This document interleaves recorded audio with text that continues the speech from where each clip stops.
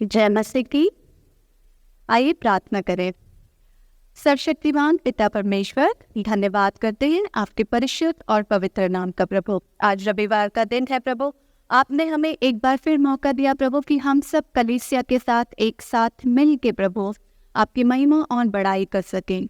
सर्वश्रेष्ठ सर्वाधिकारी सर्वोच्च परिशुद्ध परमेश्वर है प्रभु। आज के दिन जितने भी लोग यहाँ उपस्थित हैं, जितने भी लोग आपका वचन सुन रहे हैं प्रभु, हम सबके जीवन में प्रभु आपकी अपार महिमा प्रकट हो प्रभु। हम सब अपनी परिस्थितियों में बदलाव लाए प्रभु, हम सब अपने विचारों में बदलाव लाए प्रभु, क्योंकि आप दिन प्रतिदिन हमसे नई वाचा के द्वारा बात कर रहे हैं प्रभु। धन्यवाद करते हैं प्रभु हर एक बात का, हर एक उस क्रिया का जो आपने हम सबके जीवन में किया है प्रभु। आपने हमें ज्ञान दिया, आपने हमें बुद्धि दी, आपने हमें सुरक्षित रखा प्रभु कि हम आपके बीच में उपस्थित रहे प्रभु और उन सारी अच्छी और भली बातों को जान सके प्रभु जो आप अपने प्रियों को सिखाना चाहते हैं प्रभु। धन्यवाद करते हैं प्रभु कि आपने हमें ऐसी स्थिति में रखा जहां हम आपकी शरण में रह सके प्रभु और आपके हर एक कार्य की बड़ाई कर सके और धन्यवाद कर सके।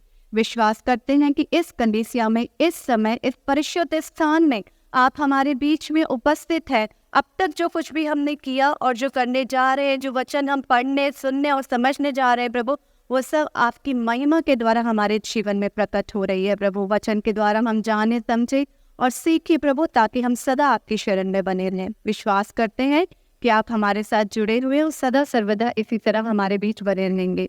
प्रभु के मीठे और प्यारे नाम से मांगते हैं, आमीन।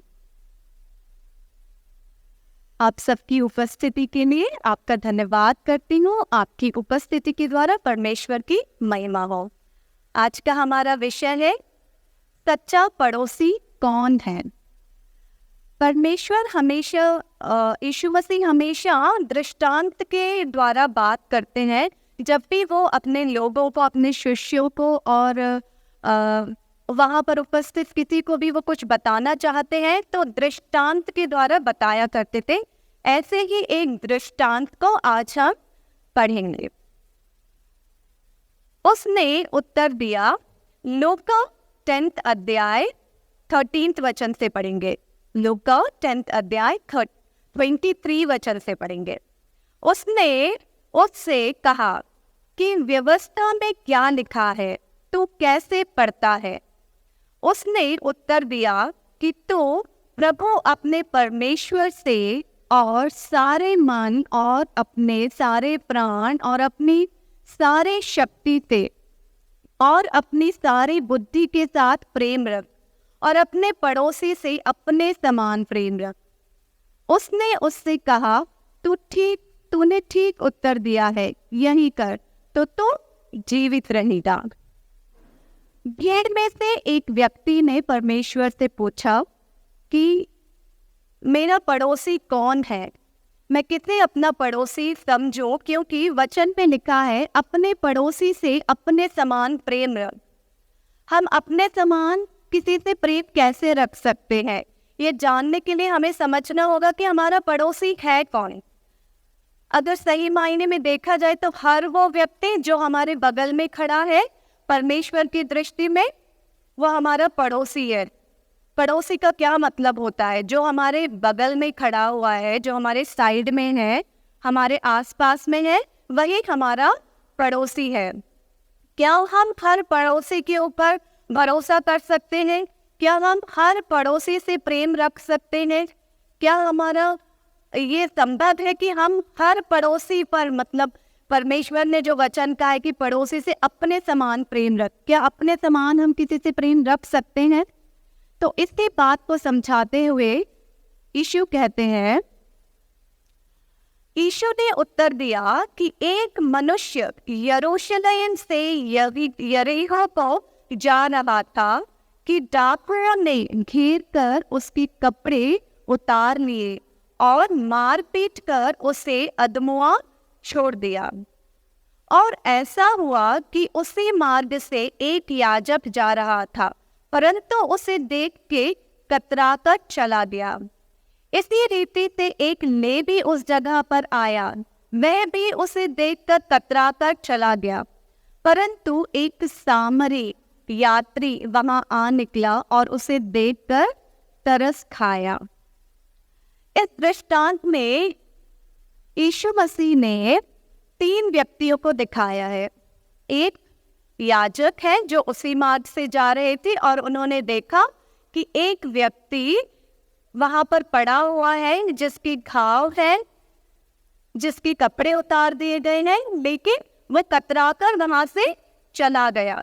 क्योंकि याजक का स्वभाव कैसा होता है, याजक के ऊपर कुछ जिम्मेदारियां होती हैं, उसके पास इतना समय नहीं होता कि वह बाकी चीजों पर ध्यान दे। उसका याजक का एक दायरा होता है, वो अपने दायरे में रहकर, एक लिमिटेशन में रहकर ही काम करते हैं। क्योंकि याजक की जो पदवी है वो उन्हें सीमित कर देती है, उन्हें सीमा के अंदर रहकर ही अपनी जिम्मेदारियों को निभाना पड़ता है। जहाँ चाहे वे उतरकर अपनी मर्जी से कुछ नहीं करते, क्योंकि उनके लिए कुछ नियम और कानून लागू होते हैं जिन्हें वे तोड़ नहीं सकते। इसी तरह उसी मार्ग से एक लेविया निकला और उसने भी देखा कि एक व्यक्ति वहां पर घायल पड़ा हुआ है, जिसके बदन पर कोई कपड़े नहीं है और उसे सहायता की जरूरत है। पर लेवी भी उसे देखकर वहां से निकल गया। लेवी ने भी कोई सहायता नहीं की, क्योंकि हमने शास्त्र में पढ़ा है कि लेवी मंदिर की सेवा टहल किया करते थे, मंदिर की जिम्मेदारी लिया करते थे और वहां के जो कामकाज है वो देखा करते थे। तो वो भी व्यस्त थे, याजक भी व्यस्त था अपने काम को लेकर और लेवी भी अपने कामों को और जिम्मेदारियों को लेकर व्यस्त था। आगे जब ये दोनों चले गए, उसके थोड़ी देर बाद वहां पर एक सामरी यात्री आया। सामरी का अर्थ होता है मददगार, मदद करने वाला। क्योंकि एक समय था जब सामरियों को बहुत नीच दृष्टि से देखा जाता था और सामरियों को हम कम कोई का मानते थे, हम उन्हें बहुत गरीब मानते थे। उनके पास कोई ऐसी स्थिति, उनके पास धन दौलत नहीं होती थी, उनको हमने अपने लोगों से अलग एक स्थान दे रखा था, उनको दूर दूर हम रखते थे। लेकिन ऐसे कठिन और मुश्किल घड़ी में एक सामरी जो वहां से गुजर रहा था, जो यात्री था, उसने देखा कि यहाँ पर एक व्यक्ति पड़ा हुआ है जो अधमरा सा है, जिसके बदन पर कपड़े नहीं है और उसे सहायता की जरूरत है। यहाँ पर याजक भी काम से जा रहा था, लेकिन वो रुका नहीं, कतरा कर चला गया। यहाँ पर लेवी भी काम से जा रहा था, उसने भी देखा और कतरा कर चला गया। और यहाँ पर वो सामरी भी किसी ना किसी काम से ही वहां से जा रहा होगा, लेकिन सामरी का जो स्वभाव है वो ईश्वरीय स्वभाव है। क्योंकि सामरियों को परमेश्वर ने आशीष दी है, अपनी आत्मा का भागीदार उन्हें बनाया है, अपने गुणों को उनके अंदर रखा है। सामरी के पास दिखावे के लिए कोई चीज नहीं होगी, वे बहुत देखने में उच्च पद के नहीं होंगे, लेकिन उनका जो मन है, उनका जो स्वभाव है, उनकी जो आत्मा है वो ईश्वर से जुड़ी हुई है। क्योंकि ज्यादातर सामरी लोग परमेश्वर की शरण में उपस्थित रहते हैं। सामरी का जो आत्मा है वो ईश्वर के द्वारा चलता है। सामरी को भी काम था और वो भी काम से ही जा रहे थे, क्योंकि वो ये एक यात्री था और वो एक सफर पर थे, एक जगह से दूसरी जगह जाने के लिए जब ये सामरी निकला तो उसने अपने मार्ग में देखा कि एक व्यक्ति घायल पड़ा हुआ है और उसे सहारे की जरूरत है, मदद की जरूरत है। और उसने अपनी यात्रा रोकी, वो वहां पे उतरा और उसने उस आदमी के घावों पर मरहम लगाया, उसकी उस तकलीफ को देखा, उसने उसकी जो चोट थी उसको देखा, उसका जो दुख था उसको देखा, जो काफी देर से वहां पर पड़ा हुआ था। अनेक लोग उसे देखकर कतरा कर चले गए थे, लेकिन सामरी ऐसा नहीं कर पाया। और परंतु एक सामरी यात्री आ निकला और उसे देखकर तरस खाया और उसके पास आकर और उसकी घावों पर तेल और दाखरस डालकर पट्टियां बांधी और अपनी सवारी पर चढ़ाकर सराय में ले गया और उसकी सेवा टहल की। सामरी वहां पर रुका, उतरा, उसने उसके घाव पर तेल लगाया, दाखरस डाला, जहाँ पर उसको चोट लगी थी, घाव थी, खून बह रहा था, वहां पर उसने पट्टी बांधी और जिस सवारी पर वो जा रहा था उसने इस घायल व्यक्ति को अपनी सवारी पर चढ़ाया और सराया, यानी एक ऐसी जगह जहाँ पर कोई आदमी, कोई व्यक्ति आराम कर सकता है, ऐसी जगह ले गया और उसे वहां पर आराम करने के लिए छोड़ा और उसकी सेवा भी करी। उसकी सेवा कर कर दूसरे दिन उसने 2 दीनार निकाल कर भटियारे को दिए और कहा, इसकी सेवा टहल करना और जो कुछ तेरा और लगेगा वह मैं लौटने पर तुझे भर दूंगा। उसने अपना काम रोका, सामरी ने अपना काम रोका, अपनी यात्रा पर ब्रेक लगाया और उस घायल व्यक्ति को एक ऐसे स्थान पर ले गया जहां पर उसको कोई देखभाल करने वाला हो, जहां पर वो आराम कर सके, जहां पे उसे इतना वक्त मिल सके कि वो अपनी चोट से, अपने दुख से, अपने आंसुओं से, अपने घावों से बाहर निकल सके। और ये फिर अपने काम पर चला गया और वहां पर एक भटियारे में बोलकर गया कि आपकी जिम्मेदारी है ये व्यक्ति, ये घायल व्यक्ति, आप इसकी सेवा करें और मैं वापस आकर आपकी वो कीमत भी अदा कर दूंगा वह जो आपने इस पर खर्च किया है। देखिए, अब यहाँ पर परमेश्वर पूछ रहे हैं कि सच्चा पड़ोसी कौन है? याजक, लेविया या फिर सामरी? हमारे जीवन में भी कई बार ऐसी स्थितियां होती है जहाँ पर हम बहुत बड़ी तकलीफ से गुजर रहे होते हैं, हमारा हार्ट ब्रेक हुआ होता है, हम फाइनेंशियल लॉस हो गए होते हैं, हमारी जॉब चली गई होती है, या हमारे घर में ऐसा कोई दुख का समय आता है जो हमारी बर्दाश्त के बाहर हो। और जब हम अच्छी स्थिति में थे तो हम याजकों जैसे लोगों पर भरोसा करते हैं, लेवियों जैसे लोगों पर हम भरोसा करते हैं, क्योंकि हमें लगता है कि ये एक अच्छी पदवी पर है, इनके पास धन है, दौलत है, इनके पास शक्ति है, सामर्थ्य है, और हम इन पर अपना भरोसा मानते हैं कि जब मेरे जीवन में तकलीफ होगी, परेशानी होगी या कोई हानि होगी तो ये लोग मेरी सहायता करेंगे, क्योंकि हमें एक ऐसा भ्रम होता है कि जिसके पास धन दौलत होती है, जिसके पास शक्ति और सामर्थ्य होती है, वही किसी की मदद कर सकता है। लेकिन यहाँ इन दृष्टांत के द्वारा परमेश्वर हमको ये बताना चाहते हैं कि आंसू पोंछने के लिए हमें धन दौलत की जरूरत नहीं होती, मरहम लगाने के लिए हमें धन दौलत की आवश्यकता नहीं होती, पदवी की आवश्यकता नहीं होती, हमें एक सहारे की, एक साथ की, एक सच्चे दोस्त की, एक सच्चे व्यक्ति की और एक अच्छी व्यक्ति की जरूरत होती है जो हमें हमारे दुखों से, तकलीफों से बाहर निकाल सके, हमारे साथ खड़ा हो सके। और ये काम किया सामरी ने, ये काम किया एक सामरी यात्री ने, एक सामरी व्यक्ति ने, क्योंकि सामरी व्यक्ति का स्वभाव है मदद करने वाला, सामरी व्यक्ति की आत्मा है परमेश्वर से जुड़ी, सामरी व्यक्ति जो दुख और तकलीफ में एक घायल व्यक्ति के साथ खड़ा हो सकता है, भले ही सामरी के पास कुछ भी ऐसा ना हो जो इस दुनिया को अच्छा दिखता हो। वो अपनी जाति में कमज़ोर होगा, वो अपने काम में कमज़ोर होगा, उसकी कोई इनकम नहीं होगी, उसकी कोई अच्छी सैलरी नहीं होगी, उसके पास इतना पैसा नहीं होगा, उसके पास कुछ भी नहीं होगा, उसके पास अपना घर नहीं होगा, ठिकाना नहीं होगा, और उसके पास शायद कुछ ना होगा, खुद ही एक ऐसी स्थिति में है जो एक जगह से दूसरी जगह के लिए जा रहा है और अपना ठिकाना ढूंढ रहा है। लेकिन फिर भी क्योंकि सिर्फ आत्मा उसकी स्थिर है, क्योंकि वो आत्मा परमेश्वर की आत्मा है, और एक स्थिर आत्मा वाला व्यक्ति ही किसी को सहारा दे सकता है, किसी के आंसू पोंछ सकता है, किसी के दुख को दूर कर सकता है। कई बार हमारे जीवन में हमारे दोस्त आ जाते हैं, हमारे आस पड़ोस के लोग आ जाते हैं, अपनी दुख भरी सिचुएशन को हमसे शेयर करते हैं, वो अनजान भी हो सकते हैं। कई बार हम रेलवे स्टेशन पर, ऑफिस में, कहीं पर भी हमें अनेक लोग मिलते हैं, और जब हम बात करते हैं, एक 10-15 मिनट की हमारी बातचीत होती है, तो लोग कई बार अच्छी बातें करते हैं और कई बार हमसे अपने दुख को शेयर करते हैं। क्या हमने देखा है कभी कि हम उस 10-15 मिनट में उसका दुख दूर कर सकते हैं?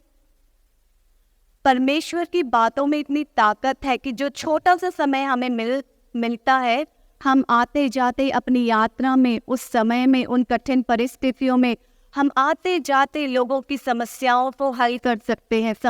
उस व्यक्ति को हम सही राह और सही दिशा दे सकते हैं कि वो कैसे अपनी समस्या से जूझे, वो कैसे अपनी समस्या से बाहर निकले, जिस समस्या में वो उलझा हुआ है वो कैसे उस परिस्थिति से बाहर निकले।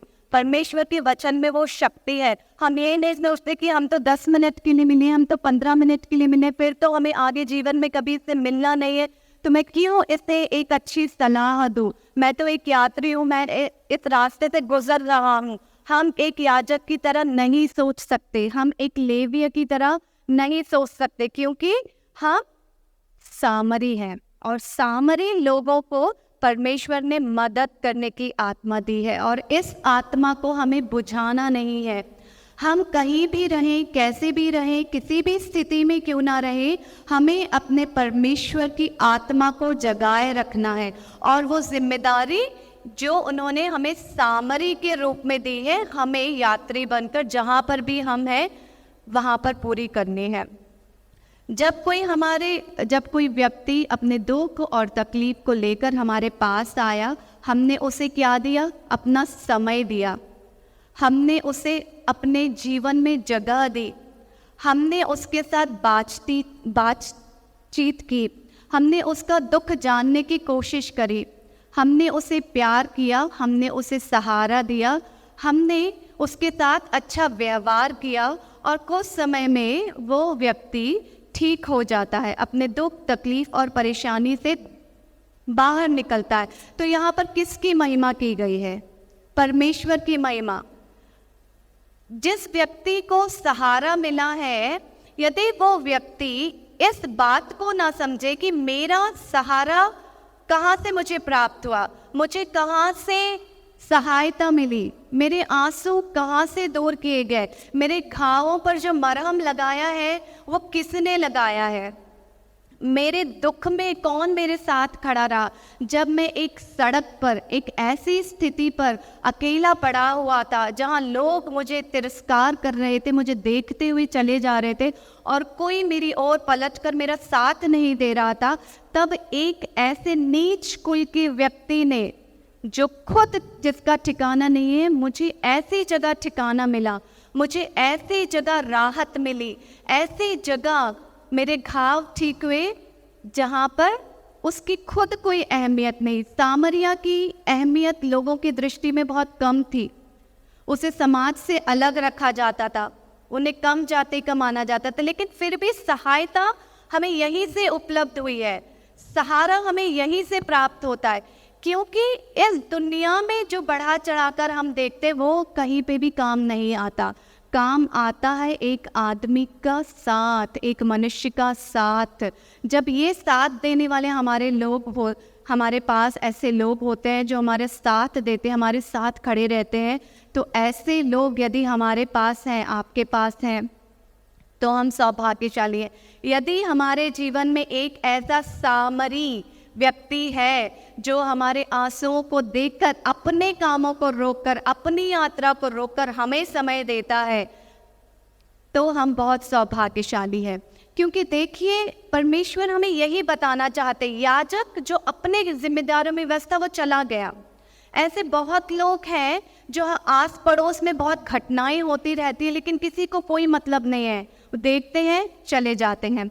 ऐसे लेवी ने भी देखा, चला गया और उसने अपना काम किया, लेकिन सिर्फ और सिर्फ एक सामरी था जिसने रुक कर एक तकलीफ वाले आदमी की सहायता की, एक घायल व्यक्ति की सहायता की। जब आप और हम दुख में भरे होते हैं, शोक में भरे होते हैं, तो हमारे जीवन में कौन आता है ऐसी सहायता करने के लिए? हमारे सच्चे जीविता परिशुद्ध परमेश्वर।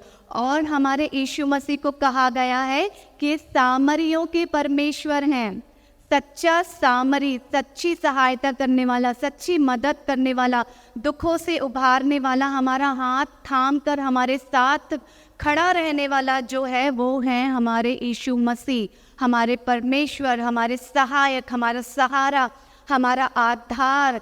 दुख से हमें आनंद की ओर ले जाने वाली शक्ति हमारे प्रभु यीशु मसीह में है। यीशु मसीह को प्रभु क्यों कहा जाता है? ये सवाल कई लोग करते हैं कि यीशु मसीह को प्रभु नहीं कहना चाहिए क्योंकि वो प्रभु नहीं है।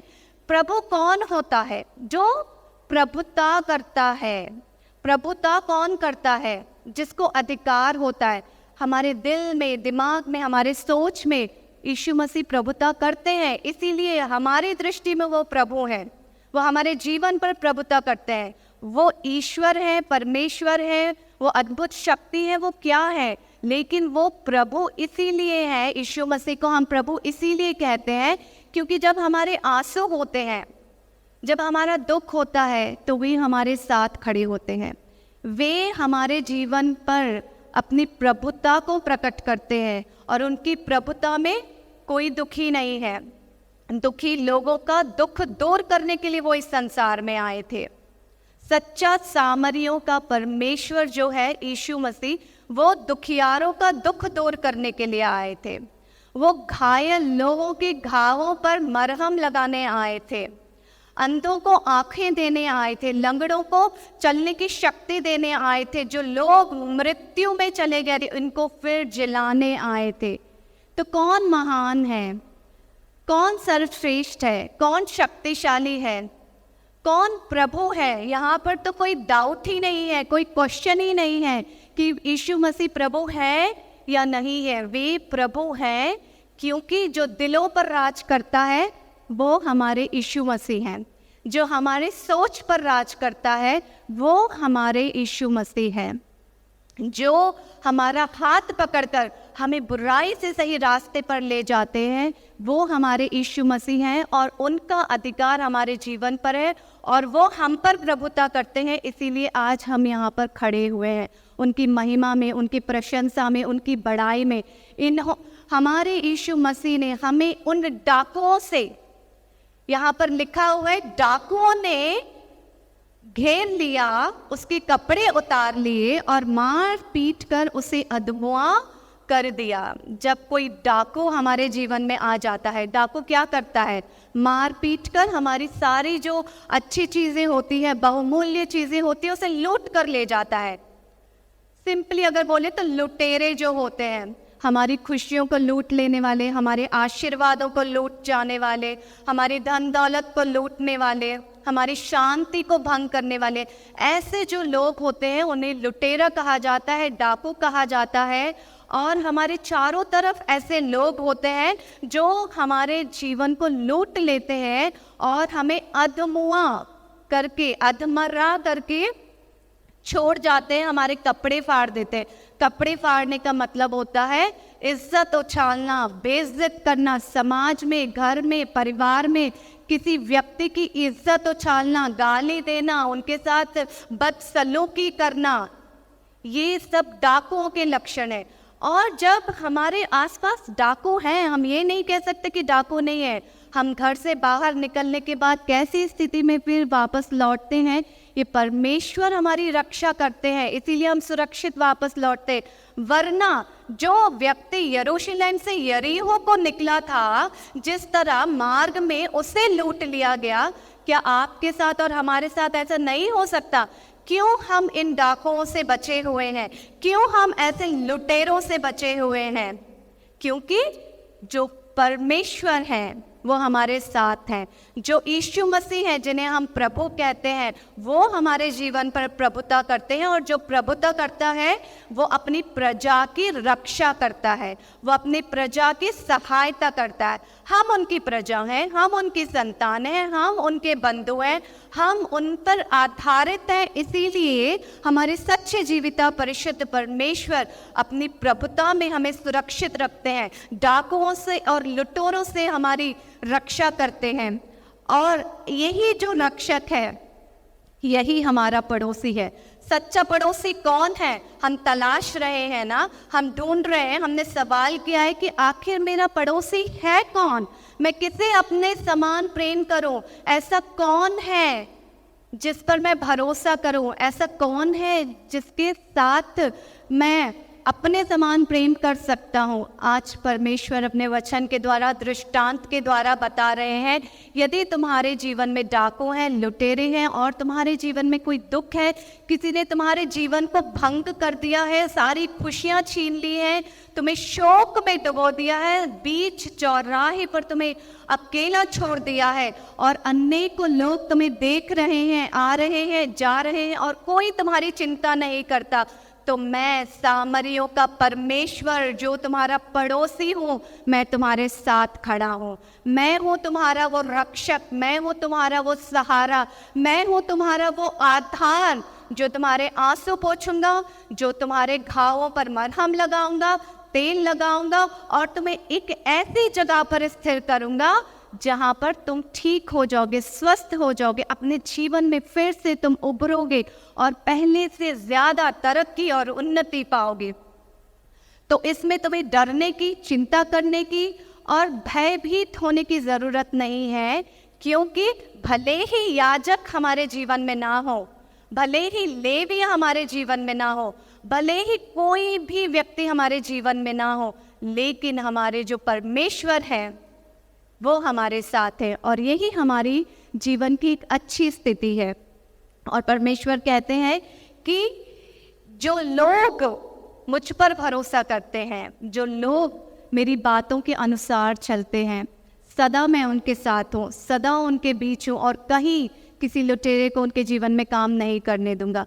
यदि हमने अपनी मनमर्जी से कोई निर्णय लिया है, यदि हमने अपनी मनमर्जी से बिना परमेश्वर की इच्छा के अपने जीवन में कोई परिवर्तन किया है, परमेश्वर नहीं चाहते थे कि हम वहाँ रहे और ऐसी जगह में हम थे और हमसे गलती हो गई है, हमने गलत लोगों पर विश्वास किया है और लुट गए हैं, हमने गलत इंसान का साथ पाया है और हमारे जीवन में दुख तकलीफ हो गया है, तब भी वे हमारे जीवन में खड़े होंगे और हमें ऐसी बुरी और मुश्किल घड़ियों से बाहर निकालेंगे जहाँ पर हम दुखी हैं, क्योंकि हमने अपना मन कहाँ लगाना है, अपने जीविता परमेश्वर की ओर। हमें हाथ किसकी ओर बढ़ाना है? सामरी परमेश्वर की ओर, जो ऐसी आत्मा देता है जो मददगार आत्मा है, जो हमारे लिए भी मदद पहुंचाती है और हमें इस काबिल बनाती है कि हम दूसरों की मुश्किलों में उनकी मदद कर सके।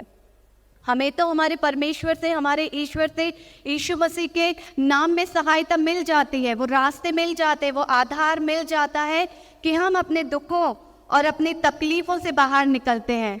लेकिन परमेश्वर हमें इस दृष्टांत के द्वारा ये भी बताना चाहते हैं कि और भी तो लोग हैं जो दुखी हैं, जो परेशान हैं, जिनके ज़िंदगी में आज भी डाकू हैं, जिनकी ज़िंदगी में आज भी लुटेरे हैं। उन्हें कौन बचाएगा? तुम्हें बचाने के लिए तो मैं हूँ, लेकिन उन सबको कौन बचाएगा? तो तुम्हें उस आत्मा को ग्रहण करना होगा कि तुम ऐसे डाकुओं से और लोगों की मदद कर सको। तुम्हें ऐसी आत्मा की ज़रूरत है, तुम्हें ऐसे एक रक्षा कवच की ज़रूरत है जो यीशु नाम में हमें मिलती है। बपतिस्मा जो हमारा रक्षा कवच है, वह हमें से शक्ति, सामर्थ्य और आत्मा से भरता है, जहाँ पे हम चलकर अनेक ऐसे लोगों की मदद कर सकते हैं, उनका सहारा बन सकते हैं, उनकी सहायता कर सकते हैं, जो ऐसे अपनी यात्रा में, अपनी जर्नी में डाकुओं के जरिए लुट गए हैं, बिगड़ गए हैं, उनके कपड़े फाड़ दिए गए हैं, उन्हें अधमरा छोड़ दिया गया है।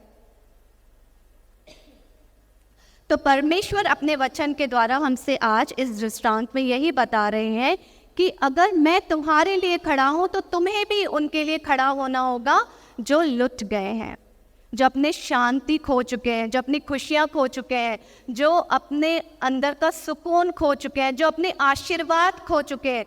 तुम्हें जाना होगा, तुम्हें अपनी यात्रा रोकनी होगी, तुम्हें रुकना होगा, ठहरना होगा, जिस तरह अपनी यात्रा को सामरी ने रोका और वो ठहरा और उसने इस व्यक्ति की मदद की, घायल व्यक्ति की मदद की। हमें भी अपनी इस जीवन यात्रा में कभी कभी, कहीं कहीं ठहरना होगा, हमें रुकना होगा, हमें सहारा देना होगा और बात करनी होगी, हमें उस घायल व्यक्ति के घावों को ठीक करना होगा।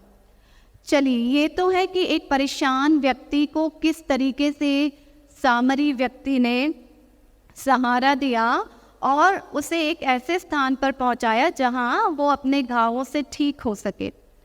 यदि परमेश्वर एक और दृष्टांत बताते हुए कहते हैं, और जिस नगर में जाओ और वहां के लोग तुम्हें उतारे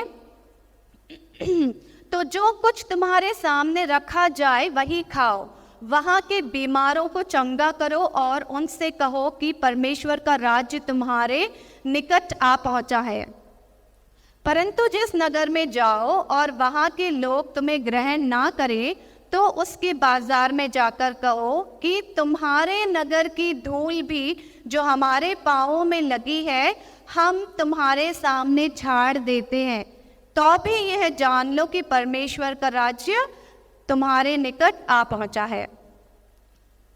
परमेश्वर बता रहे कि हमने एक घायल व्यक्ति को सहारा दिया, उसके घावों पर मरहम लगाया, उसे ठीक करा और उसकी बीमारी वाली स्थिति से उसे चंगाई में लेकर आए।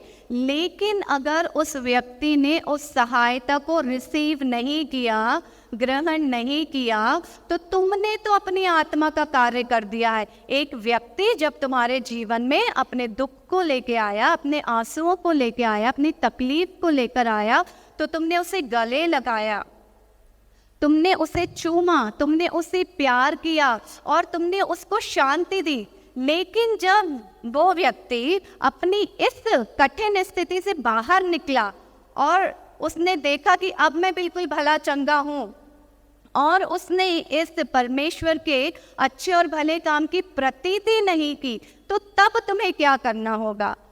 जहाँ पर तुम्हें रिसीव कर लिया है, तुम्हारे अच्छे काम को स्वीकार किया गया, वहाँ तो तुमने आशीर्वाद दे दिया, ब्लेसिंग्स दे दी और उनका शुक्रिया अदा किया और आप आगे आपने अपना काम पूरा किया। ये परमेश्वर की आत्मा के द्वारा हुआ है। लेकिन जहाँ पर जिन लोगों ने तुम्हारे अच्छे काम के बदले, तुम्हारे भले काम के बदले, तुम्हारी सहायता के बदले में तुम्हें दुख दिया, तुम्हारे विरुद्ध कार्य किया और तुम्हारे अच्छे काम को स्वीकार नहीं किया, वहाँ पर वे कहते हैं कि अपने पाँव में लगी धूल को वहाँ पे झाड़ दो, इसका न्याय परमेश्वर चुकाएगा। अच्छे काम के बदले में यदि कोई बुरा करता है, सहायता के बदले में यदि कोई हमारे लिए बुरा करता है, अच्छी बातों को समझने का ज्ञान उसमें नहीं है, तो ये तुम्हारा दोष नहीं है। तुम्हें परमेश्वर ने कौन सी आत्मा दी है? सहायता की आत्मा दी है, सामरी की आत्मा दी है, मददगार की आत्मा दी है। और परमेश्वर की इच्छा अनुसार तुमने अपनी आत्मा का काम पूरा किया और उस दुखी व्यक्ति की सहायता तुमने की, दिल से, सच्चाई से, आत्मा से और संपूर्ण मन से जो तुम्हारी जिम्मेदारी थी तुमने पूरी की। उस व्यक्ति को तुमने सहारा दिया, शांति दी, उसको प्यार दिया और वो सब कुछ किया जो परमेश्वर ने तुम्हें करने की आज्ञा दी। लेकिन जब उस व्यक्ति ने इसे स्वीकार नहीं किया, तो अब इस परिस्थिति का जो न्याय है वो परमेश्वर के हाथों है। और जब हम किसी भी अच्छे काम को स्वीकार नहीं कर पाते, अच्छाई के बदले में बुराई करते हैं, तो उसका न्याय परमेश्वर चुकाएंगे। हम और आप इस बात की चिंता ना करें कि अरे मैंने तो अच्छा किया था लेकिन बदले में देखो इसने मुझे कितना दुख दे दिया। इसका न्याय हमने परमेश्वर पर छोड़ दिया है। तो इस समय में यदि हमारे जीवन में जब हम परेशान थे, हमारे जीवन में कोई ऐसा व्यक्ति है जो सामरी बनकर आया और उसने हमारी दुख की घड़ियों में हमें सहारा दिया, शांति दी और हमारे घावों पर मरहम लगाया, तो हम बहुत सौभाग्यशाली हैं। ऐसे सामरी व्यक्ति से कभी भी दूर मत होना, कभी भी अपने आप को इस सामरी व्यक्ति से अलग मत करना, क्योंकि जब भी तकलीफ होगी तुम्हारे जीवन में, कोई याजक नहीं आएगा, कोई लेवीय नहीं आएगा, कोई और नहीं आएगा, क्योंकि मददगार की आत्मा सिर्फ सामरी को दी गई है। और ये सामरी हमारे जीवन का एक बहुत बहुमूल्य भाग है, एक सामरी व्यक्ति को कितनी भी कीमत क्यों ना चुकानी पड़े, इसका हाथ मत छोड़ना, इसका साथ मत छोड़ना, सदा इससे अपना रिश्ता, संबंध और बंधन बनाए रखना, क्योंकि यही है वो सामरी जो परमेश्वर की आत्मा लिए घूमता है और हमारे आंसुओं को, दुखों को और तकलीफ़ों को दूर करता है। हम सबको जीवन में कहीं ना कहीं, कभी ना कभी एक सामरी की ज़रूरत है। तुम सौभाग्यशाली हो यदि तुम्हारे जीवन में ऐसा कोई सामरी है, और हमारा सबसे बड़ा सामरी है हमारे यीशु मसीह। उनका साथ, उनका प्यार, उनकी करुणा, उनकी दया और उनका प्रेम ही हमारे जीवन का सबसे बड़ा आधार है, हमारे जीने की शक्ति है। वही एक हमारा एकमात्र सहारा है जो हमारी सही राह और सही दिशा है। तो हमें डाकुओं से डरना नहीं है। डाकू तो है ही, सारे समाज में डाकू और लुटेरे भरे पड़े हैं, लेकिन हमें विश्वास बनाए रखना है अपने सामरी परमेश्वर पर, यीशु मसीह पर, उनकी सहायता पर। क्योंकि भले ही कितने दुख क्यों ना आ जाएं, कितनी भी कष्ट क्यों ना हमारे जीवन में आ जाए, हमारे मसीह यीशु हमारे साथ हैं, हमारे बीच हैं और वो हमारे कष्टों को दूर करेंगे, क्योंकि यीशु मसीह एकमात्र हमारा सहारा है और हमारे जीने का आधार है। तो वो सब लोग सौभाग्यशाली हैं जिनके जीवन में एक सामरी है, क्योंकि परमेश्वर ने ही तुम्हारे घर परिवार में एक ऐसे व्यक्ति को भेजा है जो सामरी है। पड़ोसी यहाँ पर सच्चा पड़ोसी कौन बना? कौन है सच्चा पड़ोसी? सामरी, है ना, जिससे ना कोई हमारा खून का रिश्ता है, ना खानदान का रिश्ता है, ना घराने का रिश्ता है, ना जाति और धर्म का रिश्ता है। ये जीवन में कुछ भी ये चीज़ें काम नहीं आएंगी, कहीं पर भी ये चीज़ें काम नहीं आएंगी, लेकिन क्या काम आएगा? जब हम घायल हैं तो किसने हमारी मदद की, किसने हमें समेटा, किसने हमें गले लगाया और किसने हमें चूमा, और वो चूमने वाला सिर्फ और गले लगाने वाला हमारा सच्चा जीविता परिशुद्ध परमेश्वर, सामरियों का परमेश्वर यीशु मसीह है। तो आइए हम सब मिलकर अपने सच्चे जीविता परमेश्वर का लाख लाख धन्यवाद करते हैं कि वो हम सबके साथ है। ऐसी स्थिति में जब हम डाकुओं के द्वारा लूटे गए थे, हमारे कपड़े फाड़ दिए गए थे, हमारी बेइज्जती हो गई थी, हमारी इज्जत उछाल दी गई थी, हमारा काम खराब हो गया था, हम आर्थिक रूप से गिर चुके थे, हमारा कोई दूसरा सहारा नहीं था, लेकिन परमेश्वर ने फिर हमारा हाथ थामा और हमें खड़ा किया, हमारे घाव बांधे और ऐसा दृढ़ किया कि अब कभी भी ऐसे लुटेरों से और ऐसे डाकुओं से न कभी हम डरेंगे और न डगमगाएंगे। ऐसे सामर्थी और सच्चे परमेश्वर का धन्यवाद करते हुए हम अपने परमेश्वर की ओर अपने हाथों को बढ़ाते हैं। धन्यवाद करते हैं कि वे हमारे जीवन में हैं और सदा हमारे साथ इसी तरह बने रहेंगे। आइए प्रार्थना करें। सर्वश्रेष्ठ सर्वाधिकारी सर्वोच्च पवित्र परिशुद्ध परमेश्वर, इस समय में प्रभु ये जो वचन आपने हमें दिया है इसका धन्यवाद करते हैं प्रभु, धन्यवाद करते हैं दिल से कि आप हमारे साथ हैं। आपने हमारे घावों को बांधा, हमारी चोट पर तेल लगाया प्रभु, आपने हमें बुरी स्थिति से बाहर निकाला प्रभु। यदि आप ना होते तो प्रभु हम टूट जाते, हम बिखर जाते प्रभु, हमारा जीवन ही ना रहता प्रभु। लेकिन ऐसी मुश्किल और कठिन परिस्थिति में प्रभु आप हमारे जीवन में आए प्रभु, आप हमारे साथ बैठे, आपने प्रभु हमारे जीवन में कार्य किया है प्रभु। सच में प्रभु सोचकर भी डर लगता है प्रभु, यदि आप ना होते तो हम कहाँ पड़े होते प्रभु। उस यात्री की तरह प्रभु जो यरूशलेम से यरीहो की ओर जा रहा था और बीच रास्ते में डाकुओं ने से लूट लिया था प्रभु। यदि ये सामरी यात्री ना होता प्रभु, यदि आप ना होते, आपकी मददगार आत्मा ना होती प्रभु, तो हम सब वैसे ही पड़े रहते प्रभु, क्योंकि आपके सिवा कोई याजक मदद नहीं करता प्रभु, कोई लेवीय मदद नहीं करता, कोई और दूसरा व्यक्ति मदद नहीं करता प्रभु, क्योंकि मददगार सिर्फ आप हैं प्रभु। आपकी मदद और आपका सहारा प्रभु हमें चाहिए प्रभु। आप हमारे जीवन में हैं, हम सौभाग्यशाली हैं प्रभु। हम उन लोगों में से हैं जहाँ पर प्रभु आप हमारे साथ हैं। हम सब जो इस कलीसिया में हैं प्रभु, हम सब जो इस वचन को सुन रहे हैं प्रभु, हम सब जो इस वचन को पढ़ रहे हैं प्रभु, हम सौभाग्यशाली हैं प्रभु, क्योंकि हमारे जीवन में एक सच्चा जीविता परमेश्वर है, वो सामरी है और वो हमारा रक्षक है और हमारा सहायक है। प्रभु हम आपके नाम का धन्यवाद करते हैं और विश्वास करते हैं कि आप इस समय में हमारे साथ जुड़े हैं और सदा हमारे साथ इसी तरह बने रहेंगे। प्रभु के मीठे और प्यारे नाम से मांगते हैं, आमीन।